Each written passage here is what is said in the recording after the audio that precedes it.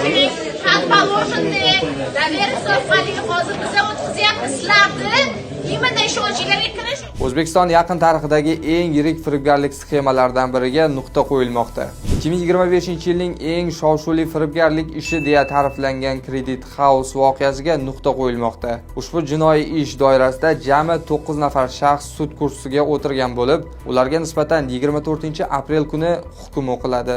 Mazkur firibgarlik sxemasi sabab rasmiy ma'lumotlarga ko'ra 1766 nafar jabrlanuvchi ro'yxatga olingan va ularga yetkazilgan jami zarar 486 milliard so'mdan ziyodni tashkil etmoqda. Voqealar rivoji 2025-yilning fevral oyida quruvchilardan yangi uylarni oson shartlarda olib berishni va'da qilgan vositachi firma ustidan tergov boshlanishi bilan yuzaga chiqqandi.